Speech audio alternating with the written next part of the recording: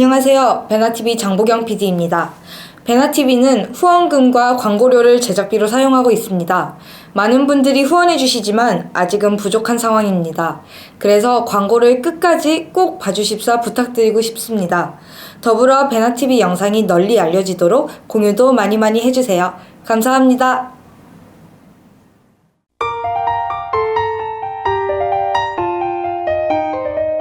북한 수교를 몰락시키는 한수 몰수북수 시작하겠습니다. 안녕하십니까? 안녕하세요. 안찬일 박사님 나오셨고요. 박향수 씨도 네. 출연하셨습니다. 또 불러주셔서 감사합니다. 네. 네. 오늘의 주제는 지금 안 박사님 갖고 계신 소설 북에서 보낸 소설 반디라는 작가의 고발. 네. 영어판이 이제 3월 초에 본격적으로 나온다고 합니다. 그 얘기를 한번 해보고 싶습니다. 네. 그리고 박향수 씨는 이 일본어판, 네. 일본어판 출간에 굉장히 또 관여를 하셨잖아요. 그렇죠. 3번 읽었어요. 일본어판. 자, 북에서 직접 이제 전달되어 온 육필 원고입니다. 그렇죠. 네. 뭐 지금 우리 반디 씨에 대해서는 뭐 북한의 솔제니친이다. 뭐 이렇게 좀 칭찬이 많은데 어쨌든 이분이 이제 자기는 그 땅을 벗어나지 못하지만 자기 원고를 글로 써서 이렇게 제3국을 통해서 우리 대한민국과 또 일본 이렇게 영어로까지 한다면 전 세계에 알리는 계기가 네. 되는데 어쨌든 북한 내에 조선중앙작가동맹위원회 소속인 아주 정작가가 이런 글을 써서 북한 실정을 고발한다는 것은 뭐 상당히 영향력이 있고 정말 앞으로 이분이 북한 내에 있는 유일한 또 어떤 그 노벨 문학상의 수상자가 되지 않을까 그런 기대를 주는 분입니다.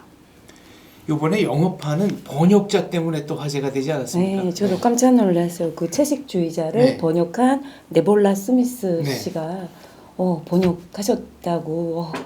그분한테 저는 인터뷰를 하고 싶어요. 네. 이거를 번역을 하면서 저는 일본어판 번역자들한테는 많이 물어봤거든요. 네. 번역하면서 느낌이 어땠냐. 이 네볼라 스미스 씨한테도 기회가 되면 번역을 하면서 번역자로서 저도 번역을 하니까 일로 어떤 느낌을 많이 받았냐. 개인적으로 물어보고 싶은 생각이 들고요. 제가 듣기로는 그 데보라 스미스 씨가 한국 작품을 읽다가 이거를 번역하고 싶다. 본인이 선택했다고 들었거든요. 채식주의자도 네. 그러셨대요. 네. 네.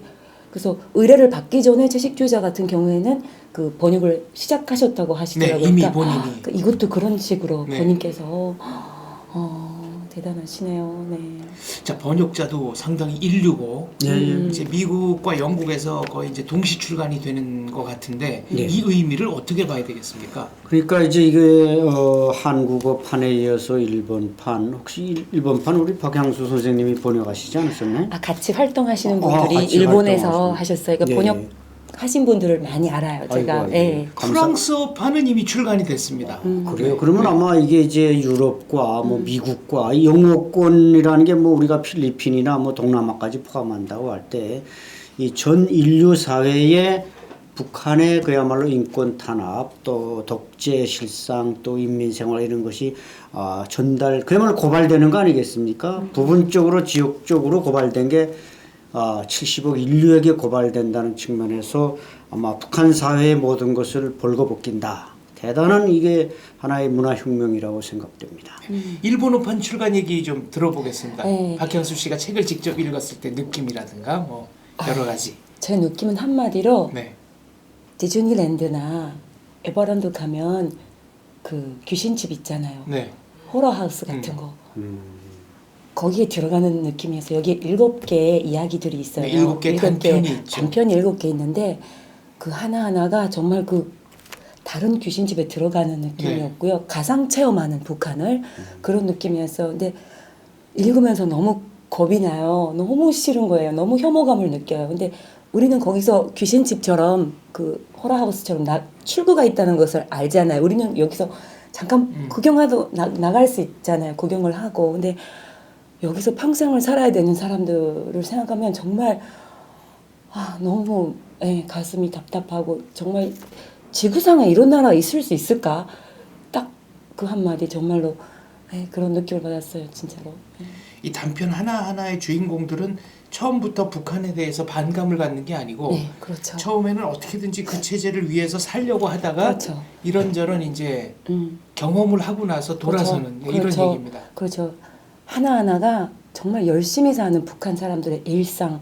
그러니까 읽으면서 우리도 그 안에 들어갈 수 있을 것 같아요. 뭐 예를 들면 정말 열심히 당을 위해서 살던 사람이 어떤 것을 겪음으로써 탈북을 결심하게 되는지, 또는 출신 성분으로 인해서 북한에서 얼마나 답답하고 잔혹한 그 경험을 해야 되는지. 그러니까 우리가 정말 이해 못하는, 그냥 탈북자분의 말을 듣고서는 이해를 못하잖아요, 머리로서는. 근데 여기는 가상 체험을 할 수 있기 때문에 책을 통해서 더 깊이 북한이라는 사회, 그리고 여기서 만난 탈북자 분들의 성향 같은 것도 저는 이해하는데 되게 많이 도움이 되더라고요. 아, 그분들이 왜 여기 와서 이렇게 행동을 하는구나. 그렇죠. 저는 네. 엄청나게 도움이 됩니다. 그러니까 다른 방송에서 탈북민들 돕는 정착 코디네이터 활동하면서 네. 뭐 시간 문제, 뭐 매너 문제 많이 나왔잖아요. 그거에 대해서 일반 한국 분들이 너무 답답하다, 왜 그러냐 그러시는데, 그 사이에 설 수 있다고 할까요? 이분들의 개인의 성향이 아니라 저 너머 살아오신 분들이겠구나, 이런 생각을 할 수 있고, 또 심지어는 이거를 읽은 어떤 일본 독자가 아마존 리뷰에 이렇게 남겼어요. 네. 저는 이 책을 읽고 북한이란 사회에서 태어나고 살다 온 사람들이 일본으로 와서 정신과 의사 진단을 받으면 100% 정신병 변명이 붙을 것 같다.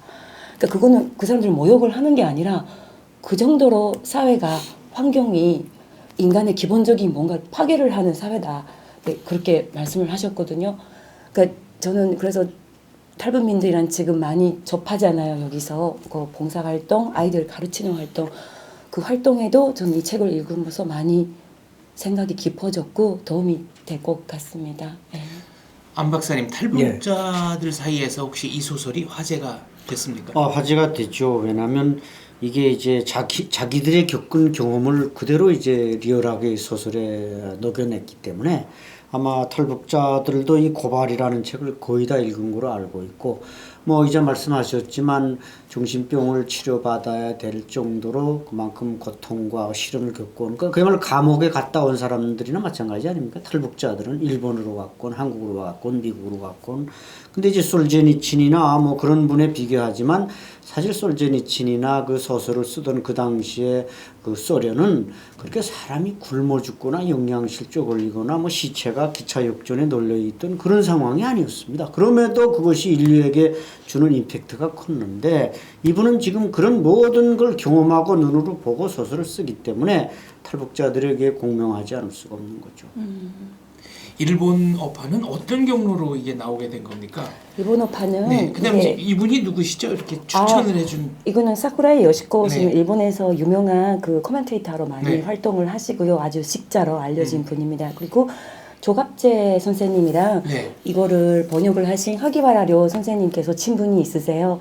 그리고 하기와라 료 선생님은 아시다시피 네. 이제 북한이랑, 아마 일본에서 가장 북한이랑 관련이 계시는 분이시죠.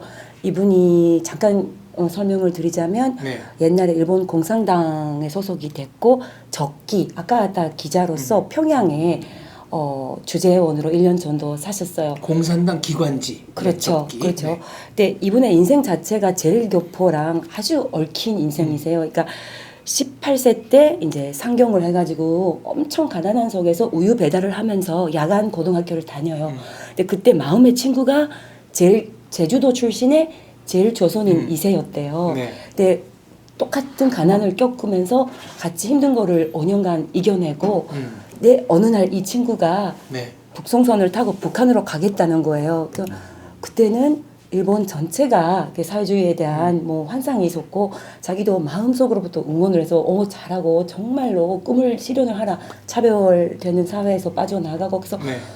기쁜 마음으로 보냈는데, 적기 기자로 10년 뒤에, 11년 뒤에 평양에 주재가 됐을 때 당연히 그 친구를 찾잖아요. 왜냐하면 편지가 5년 동안은 왔는데 6년째부터는 편지가 한 통도 안 온대요. 그러니까 네. 가자마자 평양에서 이 사람을 찾으려고 했는데 안 도와주니까, 못 가게 하니까 그렇죠, 그렇죠. 주소를 갖고 혼자 찾으러 나선 거예요.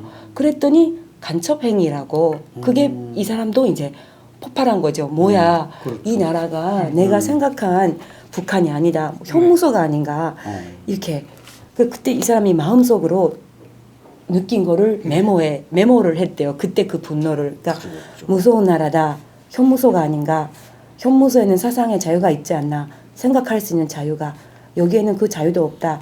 아침부터 저녁까지 김일성 꽝꽝꽝. TV, 라디오, 신문, 잡지. 사람이 생각할 틈도 안 준다. 무섭다. 이렇게 썼어요. 그리고 양과 같이 길들여진 인민들에게 분노를 느낀다. 이렇게 썼대요. 근데 이분은 개인적으로 이 북한 인민들 안에서 목소리가 나오는 거를 정말 응원을 했고 기다렸는데 이 소설이 나온 거죠. 이제 누런 원고지에 끈으로 싸서 이제 한국으로 전달이 된 거죠. 근데 그 소식을 들었을 때 누구보다도 정말 눈물 날 정도로 기뻤다고 합니다. 그 나라에서 이런 용기를 내고 일어선 사람이 나왔다는 게 자기가 정말 이 활동을 해오면서 이렇게 기쁜 날이 없었다. 그래서 스스로 이게 당연히 이분께서 이거를 일본에서 출간을 하셔야 된다고 하시게 된 것 같습니다. 네, 제가 책을 잠깐 좀 빌리겠습니다. 이 책에 보면 이제 인상 깊은 대목들이 있는데 그 중에 하나가 그 핵심 당원이고 이제 평양에 살던 가족인데 그 어린 아이가 김일성의 사진 그리고 그쵸. 막스 엥겔스의 사진 창문 밖으로 보이는 사진을 보고 경기를 일으키는데 맞아요. 그래서 애 경기를 일으키지 말라고 창문을 이제 이렇게 좀 가리죠. 그렇죠. 그랬더니 그 자체가 반역이다라고 해서 지방으로 쫓겨가는 내용이 나옵니다. 맞아요. 네. 네. 유령 도시. 네. 그러니까 아기가 얼마나 무서웠으면 막 거품을 물고 경기를 일으킬 정도. 그러니까 그래서 제가 궁금해서 찾아봤어요. 제가 북한을 방문했을 당시에는 마르크스 사진이었던 것 같은데 그 마르크스. 할아버지 사진이 얼마나 무서웠으면 해서 이제 인터넷으로 그렇죠. 뽑아봤거든요. 네. 예. 그래서 그 뒤에는 이제 바뀌어졌죠. 근데 저는 너무 놀라운 게 그 요게 그러니까 지금 네. 그 소설에 나오는 말하자면 평양시 아파트에서 내다볼 때 이렇게 딱 이런 얼굴이 보이는 그렇죠. 거군요. 예. 네. 그리고 웃지 않는 무뚝뚝한 김일성 그 초상화가 한쪽 창문에서는 마르크스가 네. 보이고 다른 한쪽에서는 김일성 초상화가 보이는 거예요. 그게 아이가 밤마다 경기를 일으키니 네. 그 진한 청색 커튼을 쳤는데 네. 그게 또 이제 무슨 큰 행사 100만 명 그 평양 시민 행사가 있는데 하얀 레이스 커튼을 당에서 공급을 해줬는데 그것만 쳐야 되는데 그러면 살짝 더 보이는데 비쳐서 보이는 마르크스가 더 무섭대요. 그렇기 때문에 이 엄마가 예. 하도 안 돼서 진한 청색 커튼을 이중으로 이렇게 설치를 했는데 네. 그게 또 신고가 들어간 거예요. 예. 그 밤은 밤에 몇 시 되면 그 커튼을 치는데 간첩이란 무슨 접선 행위를 하는 것 같다. 예. 그래서 나중에 결국 가족 전체가 수용소로 끌려가죠. 수용소로 끌려가는 얘기가 나옵니다. 그렇죠. 네. 그 이유가 뭐 아이가 그런 정신 상태를 가진다는 것 자체가 부모의 정신의 각성도가 부족하기 때문이다. 그렇죠. 예, 그렇게 말도 네. 안 되는 너무 예, 그리고 이제 그 또 다른 대목 복마전이라는 소설의 예, 한 예. 대목을 제가 한번 읽어보겠습니다. 이거는 이제 평생 연기를 하면서 살아야 된다. 그러니까 김일성 장례식 때 슬프지 않았는데도 막 울어야 되고, 네. 그래서 연극 배우 출신의 한 청년이, 네, 이제 소설의 주인공인데, 네, 그 청년이 하는 얘기입니다. 옛날 어느 곳에 10길 울타리를 빽빽히 둘러친 한 동산이 있었다고. 거기선 늙은 마귀가 수천의 종두리를 거느리고 있었고요. 한데 놀라운 건 그 동산의 10길 울타리 안에선 언제나 웃음소리밖에 들려나온 것이 없었다는 거였어요. 사시사철 하하호호하고 말이죠. 그건 바로 늙은 마귀가 자기의 종들한테다 온통 웃는 마술을 걸어놓았기 때문이었다네요. 왜 그런 마술을 걸어놓았냐고요? 그야 물론 종들을 학대하는 자기 죄행을 가리고 우리 동산 사람들은 이렇게 행복합니다 하는 속임수를 쓰기 위해서였죠.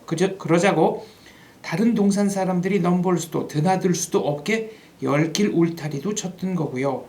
그러니 글쎄 생각 좀 해보시오. 그 동산 사람들의 입에서는 어디가 아프거나 슬퍼서 엉엉 울어도 그것이 하하호호 하는 웃음소리만 되어 나왔으니 세상에 그처럼 악한 마술이 어디 있고 그처럼 무시무시한 동산이 또 어디 있겠소. 그러니까 완전히 거기서 지배자와 그 피지배자의 관계를 네.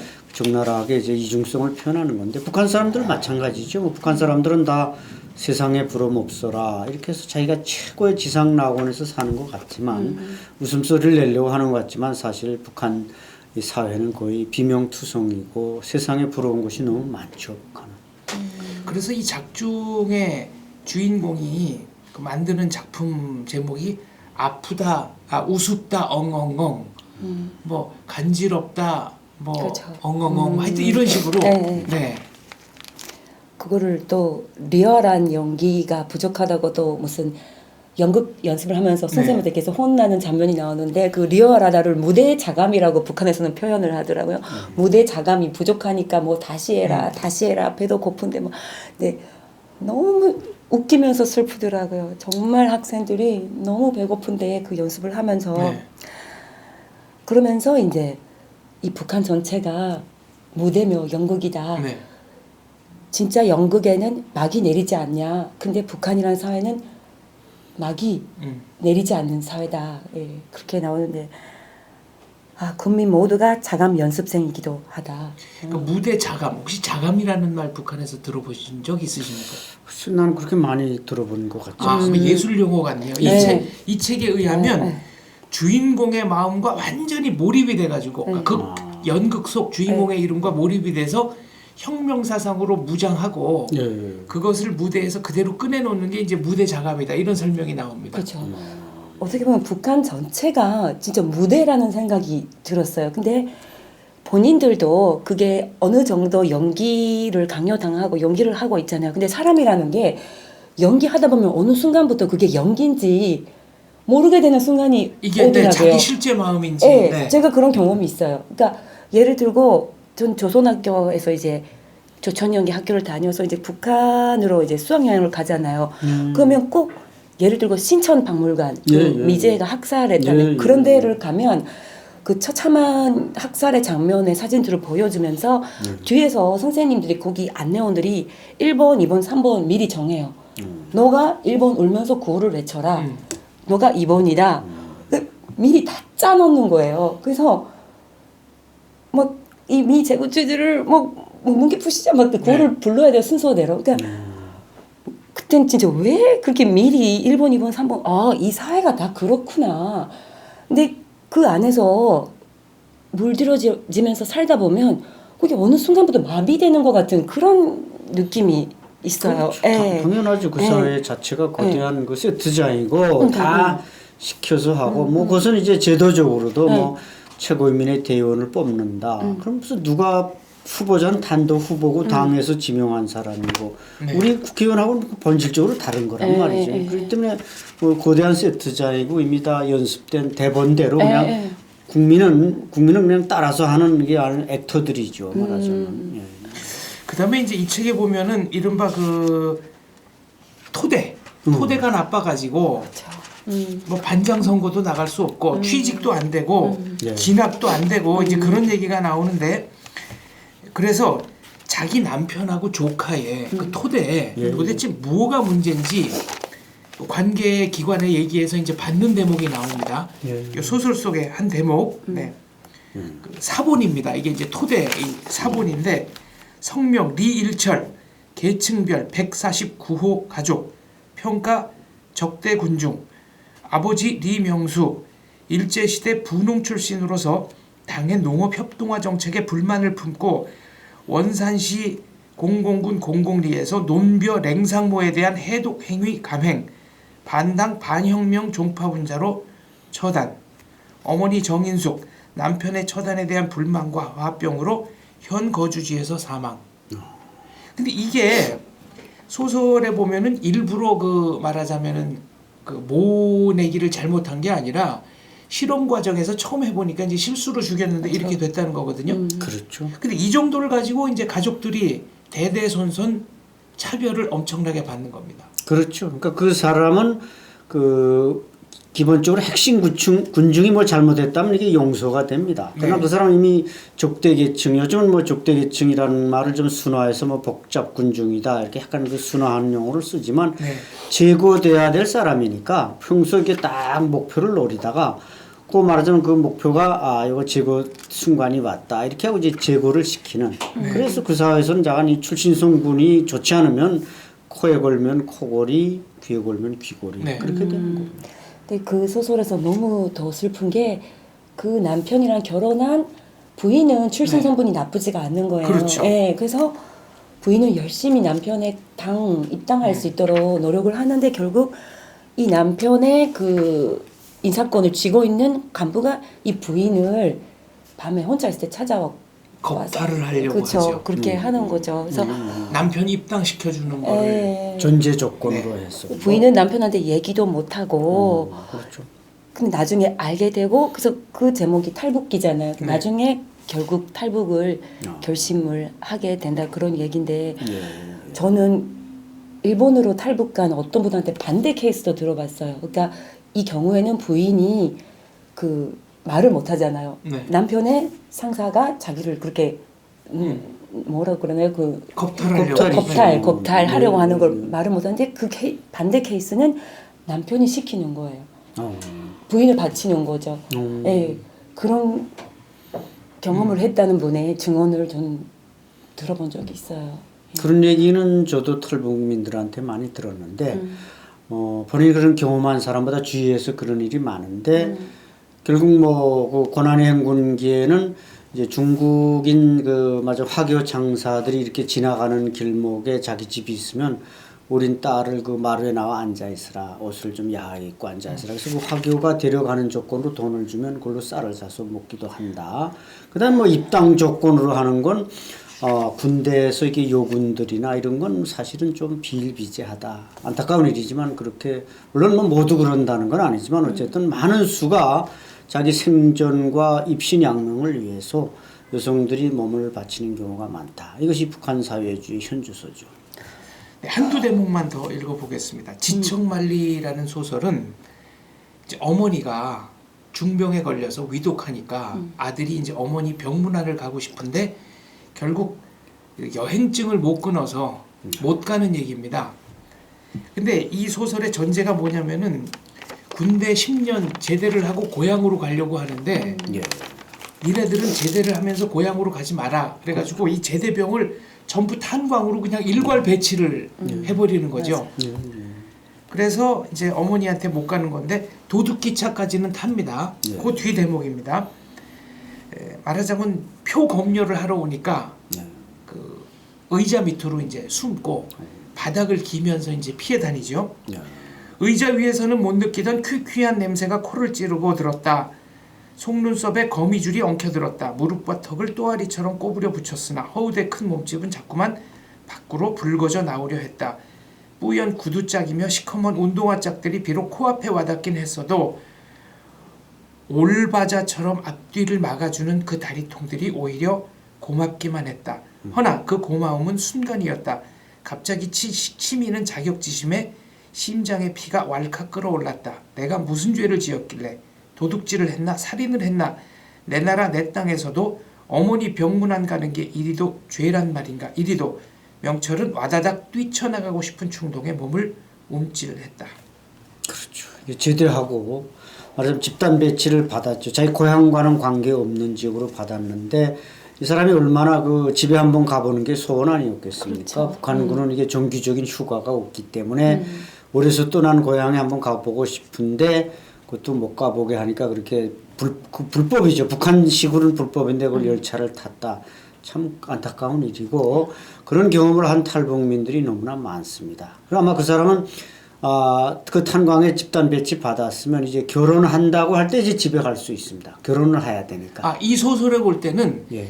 약속을 한 처자가 있어서 결혼할 때 집에 갔다가 그 처자를 데리고 결혼한 다음에 다시 그 탄광 직장으로 돌아오는데 어머니를 못 모시고 온 거죠. 어머니는 농장원이니까. 그렇죠, 그렇죠. 예. 예. 그 어머니가 이제 갈 수 있도록 그럼 허락을 받아야 되는데 허락이 또 안 되는 거죠. 절차가 복잡하고. 그래서 1년만 있으면 어머니가 이제 정년 퇴임? 그렇죠. 예. 그래서 모셔올 수 있다고 생각했는데 마침 그때 병이 나서 결국 임종 못하는 걸로 이제 끝납니다. 거기다가 1호 행사가 또 겹쳤어요. 네. 1호 행사가 있으면 여행 그렇죠. 증명서를 정말 안 내준다고 하더라고요. 그렇죠. 그래서 불법으로 어떻게 해도 이렇게 네. 조금만 더 가면 4km만 더 걸어가면 어머니 집인데 거기서 붙잡혀서 노동 단련대로 보내지거든요. 그래서 결국 마지막에 어머니가 죽었다는 정보를 받고 그렇죠. 약간 정신이 네, 네, 너무 요 한 화가 나서 대목만 한 대목만 더 또 읽어보겠습니다. 들어보죠, 뭐. 이 명철이라는 주인공이 말하자면은 그 기관원들의 포승줄 예. 이거 이제 공포를 느끼게 되는 대목인데 어려서 직접 그 공개 처형 예. 이 장면을 본 대목입니다. 묘사를 잘 하셨는데요, 반디 작가께서. 제가 한번 읽어보겠습니다. 명철이가 아직 전내가 풍기던 인민학교 5학년 때의 어느 봄날이었다. 학교에서는 학생들을 반혁명 분자를 처단한다는 농장 탈곡장으로 데려다 열을 지어 앉혔다. 꽃망울이 바야흐로 부푸는 경사지 복숭아나무 기둥에 사형수가 묶여 있었다. 소련으로 수출하는 사과에다 똥을 발라 넣었다는 등 검사의 논거가 시작되자 사형수는 필사적으로 몸을 꿈틀거리기 시작했다. 그 무슨 항변을 하며 팔을 내젓고 고함을 지르는 모양이었으나 수건에 입을 틀어막히고 새끼줄에 온몸이 묶인 탓에 누구나 그런 꿈틀거림으로만 알고 있었다. 사형수의 몸부림은 점점 심해졌다. 그 서슬에 어느 새끼줄이 끊어지기라도 했는지 몸부림의 폭이 갑자기 더 커지기 시작했다.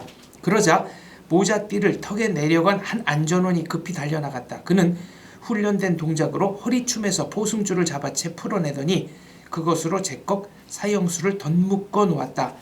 얼마 후 연거푸 울리는 요란한 총소리가 사람들의 고막을 찢었다. 산뜻한 봄대기 속으로 화양내와 피비린내가 물씬 풍겨왔다. 이윽고 트럭 한 대가 부르릉거리며 복숭아나무 가까이로 꽁무니를 들이댔다.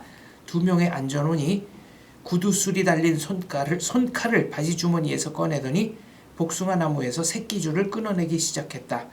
그런데 모자끈을 턱에 건 안전원만은 맨손으로 아까 그 포승줄을 풀어내더니 피가 묻었을지도 모르는 그것을 대강 뭉그려 주머니에 쑥 쓸어 넣는 것이었다. 그것이 좀 전에 총성을 들을 때보다도 더 명철의 사지를 와들와들 떨리게 했다.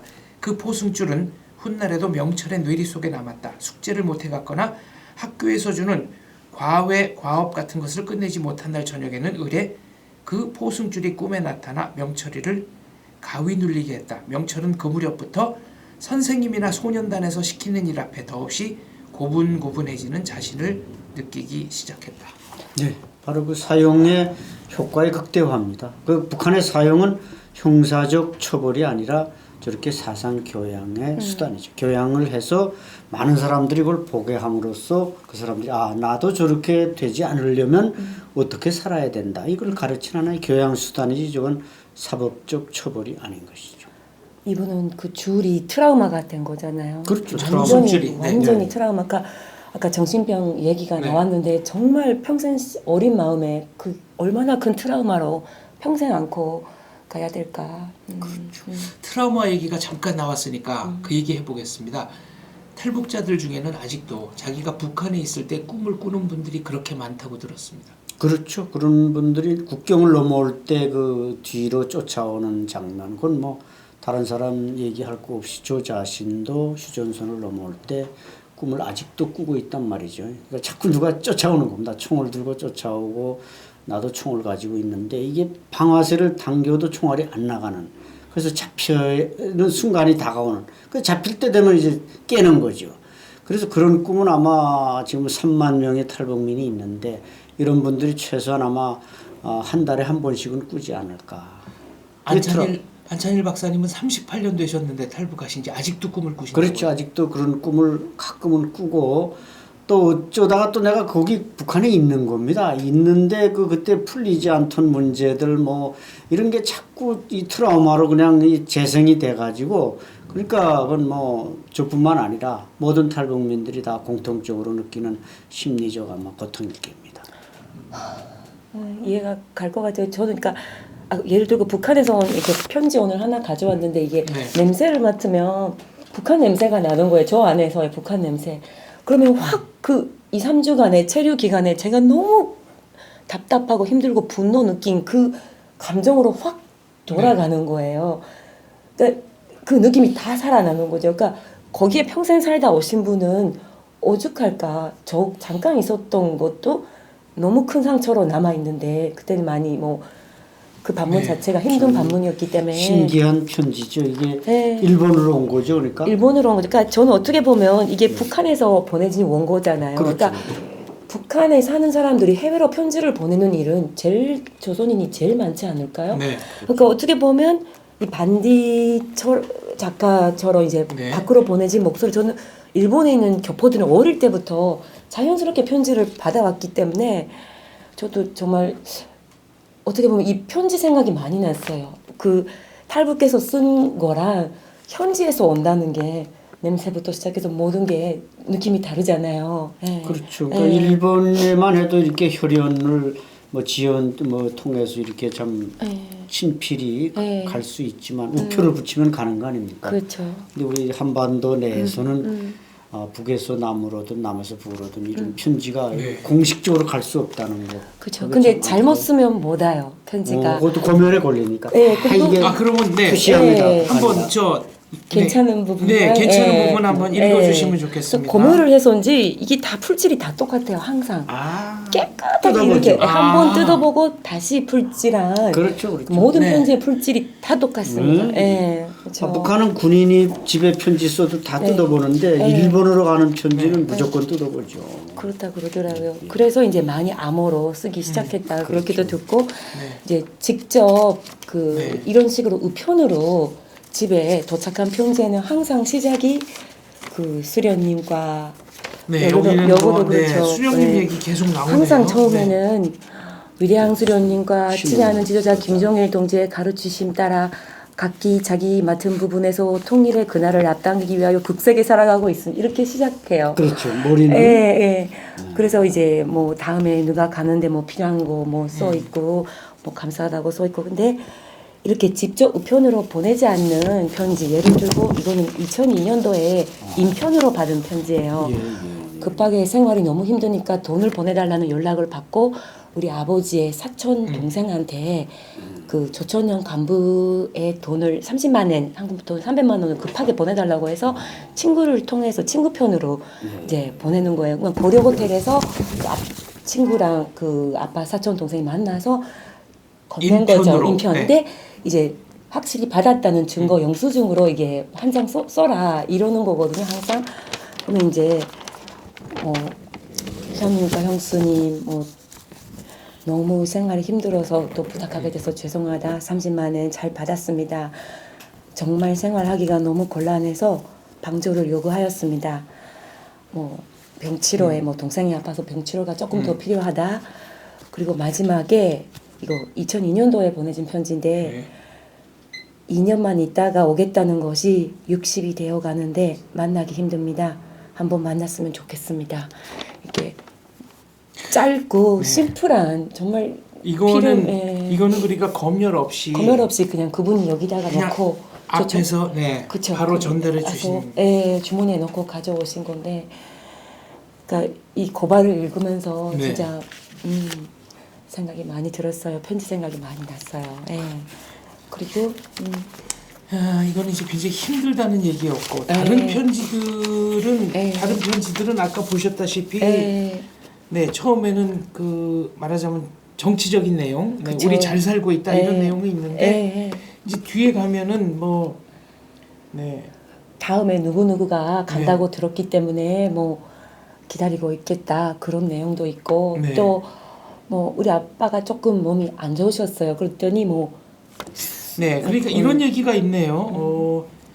죄송합니다. 그곳 형편을 알지 못하고 형님에게 손 내밀어 도움을 받게 요구한 것을 늦게나마 생각하게 되었습니다. 네. 우리 아버지가 아프다는 거를 듣고 그래서 자기는 아무것도 못 해주지만 무슨 소의 혀랑 뼈랑 네. 같이 끓여서 드시라. 네. 이게 좀 희한하게 이제 소고기를 사서 소의 가죽과 소의 누나를 네. 끓여서 먹으면 간에 좋다 막 이런 글도 있고요. 그래서 편지를 보면 소고기는 못 보내지만 그렇죠. 그 병에 걸리면 북한에서는 이렇게 북한에서는 한다. 소는 소가죽 소고기를 가마에 푹 고고 예. 거기에서 나오는 물을 한 사발씩 잡수시면 됩니다. 네.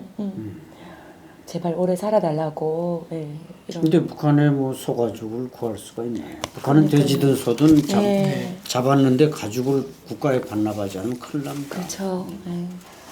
그래서 이 책이 일본에서도 사실 그 재교포들이 많고 또 일본 사람들도 북한에 이제 관심이 많은 사람들이 의외로 참 많아요. 근데 그렇죠. 북송선 타고 간 일본인들도 2,000명 정도 되고 일본인 국적자가 7,000명 정도 있었잖아요. 또 저천여 문제가 있고 뭐 일본이 어떻게 보면 분단된 그 한반도의 축소판이 그렇죠. 뭐 벌어지고 있는 장소이기도 맞습니다. 하잖아요. 그래서 제가 이제 네. 아, 이 편지 그 말미에 이런 내용이 있네요. 조국에 언제 오게 되겠는지 모르지만 올 때 형님이 수고스러운 대로 저희 외가에 들려 소식을 가져오시면 저희 어머니 소원을 풀어주는 것으로 됩니다.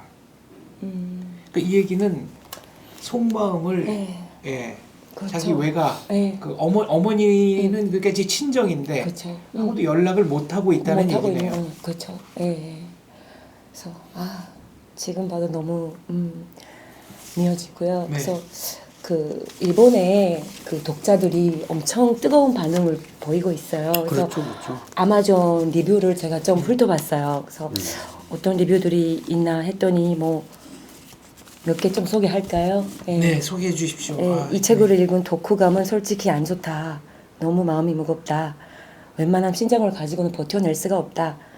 지금 스마트폰도 있고 IT 기술이 있기 때문에 그런 무명의 기기가 이 김왕조의 기만을 폭로해줬으면 좋겠다. 저는 그게 메나TV도 그 활동 중에 하나라고 생각을 하고요.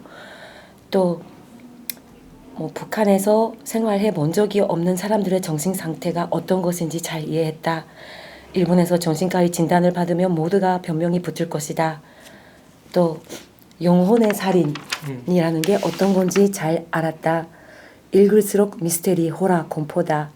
인도 사람의 도에서 너무나도 동떨어진 그 세계, 비정상적인 세계를 들여다본 느낌이다. 섬뜩하다. 쇠뇌 살인. 우선 날마다 쇠뇌 속에서 주어진 환경을 마음을 완전히 비우고 살아갈 수밖에 없는 환경. 그런 환경 속에서 이 책을 쓴 작가의 저는 경의를 표합니다. 이 책을 처음부터 끝까지 한꺼번에 읽기에는 감정을 제어할 수가 없어서 너무 힘들었습니다. 잠깐 저는 일본이라는 나라가 제2차 세계대전 후 이렇게 됐을 수도 있었다는 생각이 들어 큰 공포를 느꼈습니다. 그렇죠. 네, 또 처음으로 북한에 관한 책을 읽었습니다. 세상에는 독재 정치라고 불리우는 국가가 존재하지만 북한의 경우에는 독재 정치라고 부를 수 있는 물건이 아니라고 느꼈습니다. 태어난 장소가 북한이었던 그 순간부터 크나큰 불행을 등에 지고 살아가야 되는 사람들. 너무나도 인간으로서 살면서 죽이지 않고 살면서 하나하나 사람으로서의 소중한 것을 뺏어가며 잃어버리는 사회. 저는 일본인이지만 분노를 느끼지 않을 수 없습니다. 영혼의 억압이다. 또 정직하고 솔직하고 착한 사람이 목숨을 잃는 사회다. 이분은 일본에서도 한국에서도 미국에서도 그 어떤 사회에서도 아무리 노력을 해도 자기 꿈을 이룰 수 없는 경우는 충분히 있을 수 있다. 하지만 북한은 그렇게 함으로써 착하게 열심히 삼으로써 너무나도 벌레처럼 쉽게 생명을 잃어버리는 사회다. 너무나도 놀랐다. 막 이렇게 너무 일본 사람들도 그 국적이나 뭐 민족을 넘어서 사람으로서 용서할 수 없다. 그렇게 너무 뜨거운 리뷰들이 많았습니다. 한국어판 같은 경우에는 이제 조갑제닷컴에서 2014년인가 나왔나요? 예, 이제 초판본이 나왔고요. 최근에 개정판이라고 해나요? 보정판이라고 해야 되나요? 이제 다른 출판사에서 표지도 조금 더 이제 화려하다기보다 좀 예쁘게 꾸며서 예, 얼마 전에 나왔습니다. 그리고 시집도 곧 글쎄요. 나온다고요. 네. 네. 지옥에서 부르는 노래인가 네. 그렇게 저는 들었는데 일본에서도 나올 것 같아요. 아, 반디 작가의 시집입니다. 네. 이때 네. 이제 소설 원고, 시 원고가 같이 넘어왔는데 이제 얼마나 팔릴지 모르니까 소설을 먼저 냈고요. 그리고 이제 시집은 이제 곧 나오죠. 그렇죠. 시를 좀 읽어봤는데 너무 영혼의 부르짖음, 오적 타령, 이 도적놈, 저 도적놈, 그 중에도 왕 도적은 배뚱뚱이 김 부자놈, 천하 제일 명적이라 온 나라의 공장 농촌 한 엉치에 깔고 앉아 백주에도 뚝뚝 뜯어 제 맘대로 탕진한다. 네. 그리고 이 신성천역 이게 역 이름이죠. 그 신성천역이라는 그 짧은 시인데 여기에는 따기군의 칼날에 나달짐 찢긴 여인의 통곡소리 내 가슴도 찢는 신성천역 공산주의 종착역. 그렇죠. 네. 네, 신성천역 그 평양 그 주변 평안남도지만 신성천 그 역전에 특히 가보면 이제 북한의 그 고난의 행군의 축소판이라고도 볼 수 있죠. 모든 사람들이 어떻게 보면 다 불황아이고 이게 구골꾼들이고 왜냐면 자기 소나기에 놓고 자기 집에 놓고는 어디 가면 뭐가 있을 것이다 이런 행여나하는 사람들이 떠돌아다니는 게 이제 역전인데 네. 신성천역을 딱 지목해서 그렇게 썼다는 건 만화에 네. 집약된 표현이고 북한 문학계에서도 뭐 고난의 행군 뒤엔 좀 당국이 무기나의 어떤 북한의 그 고통스러운 모습들을 조금씩은 이렇게 그 작품에 올린답니다. 뭐 예를 들어 배고프다든지 쌀이 없다든지 이런 건 어느 정도 작가가 표현할 수 있는 고난을 부여한다 이런 평가가 있는데 어쨌든 그런 속에서 저런 반디 같은 작가가 저렇게 리얼하게 아까 그 이 문학적인 그 이 단어 표현들이 벌써 보통 사람하고 다르지 않습니까? 네.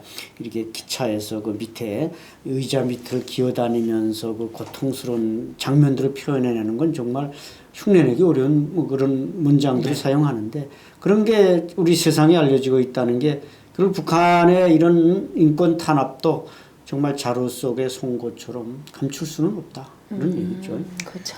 네, 이 신성천역이라는 시의 그 따기군이라는 건 이제 소매치기. 네. 그다음에 나달짐이라는 거는 곡식 짐을 말하고요. 마지막에는 악사천리 피눈물에 절고절어서 콘크리트 바닥조차 원한을 뿜는 신성천역 공산주의 종착역 이렇게 끝납니다. 그 공산주의 정착역이라는 말이 나왔는데 요즘에 북한에서는 공산주의라는 말을 잘 안 쓰고 그래서 이 마르크스도 다 내려놓고 그렇죠. 이제 웃는 김일성, 네. 김정일로 바꿨다고 네, 이렇게, 들었거든요. 네. 그렇죠? 그렇죠. 네. 북한이 뭐 김일성, 김정일주의, 주의로. 그러니까 마르크스 레닌주의를 이제 네. 없애고 김일성, 김정일주의로 간다는데 뭐 마르크스 레닌주의는 뭐 프레레타리아 혁명을 말하지만 이 사람들 김일성, 김정일주의는 결국 그런 공산주의를 이제 종착역이라는 표현이 아주 상당히 그 멋있는 말인데 그렇죠. 이미 종착역을 지났죠. 지나고 더 내려가는 것 같아요. 떨어지고 더 있는 내려가는 것 상황이죠. 같은. 예. 아까 그 하기와라 료 네. 이 번역자 네, 하기와라 료 선생님은 응. 김씨 김가왕조 붕괴를 위해서 지금 최전선에서 활동하고 그렇죠. 계신데 북한도 조천여도 네. 이 사람을 죽이고 싶을 거예요. 하지만 참고로 말씀드리면 네. 이분은 아까 말씀드렸지만 평양에서 1년 정도 적기 주재원으로 살면서 또 이제 김일성이랑 이렇게 사진까지 같이 찍은 진짜 제일 공산당원이었는데 우측에 있는 분이죠. 그렇죠. 예, 그렇죠. 근데 이분이 완전히 전향을 한 거죠. 그래서 저는 이분의 삶을 보면서 그 어디서 그 어떤 미국의 전향한 공산당원이 한 말인데 공산주의를 절대악이라 깨닫고 전향한 자는 반드시 그 고발자가 되어야 한다. 그렇죠. 고발하지 않는 전향자는 전향한 것이 아니다. 막 하기와라 선생님의 삶을 보면서 저는 이 사람 정말 끝까지 평생을 가지고 싸우려고 외롭게 지금 투쟁을 하시거든요. 그래서 황장엽 선생님의 그 회고록도 네. 일본에서 번역하시고 한장엽 선생님이랑 대담하신 게 이제 이 하기와라 료 선생님이시고 책도 가져왔는데 그래서 정말 이런 일본 사람들도 있다는 거. 그렇죠. 예, 맞습니다. 정말 하루빨리 그러니까 일본에서는 또 거기에 관심이 있는 분들이 하기와라 선생님 같은 분을 중심으로 똘똘 뭉쳐서 지금 북한 인권을 위해서 많은 활동을 하고 계시고 이 메나도 당연히 보고 계시고요. 그래서 정말 한국에서도 정말 이제 빨리 한국이 마음을 하나로 해서 저는 정말 북한을 위해서 한국 분들이 더 똘똘 뭉쳤으면 좋겠다는 그렇죠. 생각이 들고 맞습니다. 예. 우리가 뭐 일본의 과거사에 대해서 아직 분노하고 있고 그건 뭐 잘 해명이 돼야 되겠습니다만 저런 하기와라 료 선생님 같이 북한 인권을 개선하기 위해서 저렇게 몸으로 뛰는 분들이 네. 있다는 것은 우리가 고맙게 생각해야죠. 그렇죠. 저도 너무 감사하게 네. 예, 네. 생각이 되더라고요. 그래서 네. 우리 엄마 같은 경우에는 그러니까 저천년의 일원으로서 우리 아버지가 저천년에 몸을 담고 계셨기 때문에 평생을 믿고 살아왔잖아요. 그 내 조국이라는 것을. 그래서 이 책을 읽은 엄마가 너무 힘들었다고 얘기를 하더라고요. 자기 삶을 이제 부정을 한 번을 해야 되고, 예. 그리고 또 이런 말씀도 하시더라고요. 자기는 이제 북한도 그 자기 나라가 항상 그 남의 나라에 의해서 슬펐고 피해자였고 그래서 분단도 되고 이렇게 피해자인 줄 알았는데 거기에만 항상 눈을 집중을 시켰는데 이 책을 읽고 느낀 거는 정말 그 어떤 외부 세력보다 자기 국민들끼리 자기 내부에서 더 처참하고 잔인한 일을 하고 있다는 거를 알게 돼서 너무 마음이 아프다고. 예. 북한 입장에서는 이렇게 김일성을 직접 만난 사람을 접견자라고 하던가요? 그렇죠. 접견자죠. 근데 이 접견자가 지금 북한 체제를 붕괴시키는 최전선에 서 있습니다. 그렇죠. 북한 입장으로서는 상당히 고통스럽겠군요. 그렇죠. 고통스러우니까 뭐 그런 사실을 북한 주민들에게 절대로 알려주지 않죠. 일본 공산당의 그 적기의 평양 특파원이었던 분이 지금 김씨 왕조를 무너뜨리기 위해서 앞서 나가시는 투사다 이런 걸 좀 알려주면 북한 주민들이 아 역시 이게 뭔가 우리가 잘못 살고 있구나 이걸 아마 쉽게 깨우칠 것 같습니다. 고발은 한국어판이 나왔고 프랑스어판도 나왔고 일본어판도 이렇게 나왔고 이제 영어판도 곧 나올 예정인데 이 책을 독자들이 전 세계 독자들이 꼭 읽어야 하는 이유 뭐가 있을까요? 저는 그냥 모든 걸 뒤로 해서 제 민족의 일부고 그런 것보다도 사람으로서 지금 현재 진행형으로 이 현실이 일어나고 있다는 사실을 알아야 된다고 생각합니다. 예. 그리고 사람이 저는 또 이런 생각이 들어요. 이 지구상의 그 어떤 생물도 동물도 동족한테 여기까지 그 어떤 짐승도 같은 종한테 여기까지 잔인하고 참혹할 수 있을까? 사람밖에 그럴 수가 없잖아요. 그러니까 사람의 광기가 무섭고 그렇죠. 사람의 죄성이라고 그러나요? 그게 너무 다시 한번 생각하게 됐어요. 그래서 악한 마음. 악한 네. 마음. 네. 예. 그리고 사람이 얼마나 약하고 집단적으로 이제 조절이 되고 그 환경에 으로 인해서 사람이 얼마나 쉽게 부서지는지 무너지는지 인격이 파괴되는지 그 과정을 이 고발을 통해서 그냥 너무 생생하게 다시 한번 목격한 것 같았어요. 가상 체험을 했습니다. 예. 네, 저도 뭐 저게 북한을 떠나온 사람, 탈북해서 이미 대한민국에 온 사람이 쓴 글이 아니지 않습니까? 이 사람들은 뭐 일부 어떤 사람들은 아 우리가 뭐 북한을 나쁘다고 말해야 되는 것처럼 이렇게 오해하고 있는 분들도 있는데 전혀 그것은 오해일 뿐이고 어쨌든 저분은 북한의 지금 조선민주주의인민공화국 작가동맹 중앙위원회 소속 작가입니다. 근데 저런 글을 쓴다는 것은 거의 자기 목숨을 다 던져버린 거나 마찬가지죠. 저런 분은 정말 노벨 문학상을 받아도 앞으로 좀 더 영어로 이제 번역돼 나오면 그게 전 세계에 알려지겠습니다만은 노벨 문학상을 줘도 아까울 것이 없는 우리가 솔제니친이니 이런 분들이 다 노벨 문학상을 받지 않았습니까? 그래서 아마 그런 어떤 상을 받아도 무난할 그런 분이기 때문에 앞으로 저런 소설이 좀 많은 국민들에게 읽혀줬으면 좋겠습니다. 사소한 거 하나 마무리로 짚고 넘어가겠습니다. 처음에 이 소설이 나왔을 때 일각에서는 작가가 북한 사람이라는 걸 어떻게 믿느냐.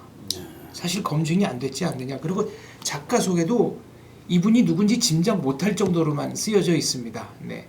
근데 직접 읽어보신 그 소감. 네. 네. 작가가 북한 사람이라는 걸 나는 언제 확신하게 됐는가. 언제 확신하게 되는가? 뭐 그 묘사된 내용이 네. 정말로 저를 북한으로 데려가요. 이 소설을 읽으면 북한으로 그냥 타임머신을 타고 와플을 할 수 있어요. 네. 거기 살고 있는 사람이 아니라면 저는 이 소설은 절대로 쓸 수 없다고 생각합니다. 저도 그런 걸 느꼈습니다. 저분의 그 사용하는 용어라든지 뭐 신성천역이라든지 물론 다른 사람도 살아본 사람이 외부에서 쓸 수도 있다 이렇게 추상적으로 생각할 수 있지만 저분의 소설이나 시집을 시나 이런 걸 읽어보면 딱 그 이제 말씀하신 대로 거기로 우리를 데려가는 것처럼 그렇게 묘사하기 때문에 여기는 뭐 추호의 어떤 거짓이 없다고 확신합니다. 알겠습니다. 한국어판 이제 신판이 나왔고요. 요거는 초판본입니다만 일본어판도 몇 년 전에 출간이 됐습니다. 드디어 영어판이 세계적인 번역자에 의해서 3월 초쯤에 본격적으로 출판이 된다고 합니다. 전 세계 시민들이 북한의 참상을 생생하게 느낄 수 있는 계기가 되기를 희망합니다. 그리고 김씨 왕조의 붕괴가 머지 않았음을 실감합니다. 감사합니다. 베나TV는 정부기관 및 관련 단체의 후원을 받지 않습니다. 후원금을 받게 될 경우 출연 요청, 주제 선정 등 청탁을 할 수 있기 때문입니다. 그래서 베나TV는 정부기관 및 관련 단체의 후원을 받지 않습니다. 베나TV가 지속적으로 프로그램을 만들 수 있도록 시청자 여러분께 부탁 말씀 올립니다. 시청자 한 분이 한 달에 1,000원씩 후원해 주시는 111 캠페인 많이 도와주시기 바랍니다. 그리고 후원해 주시는 여러분들 감사합니다.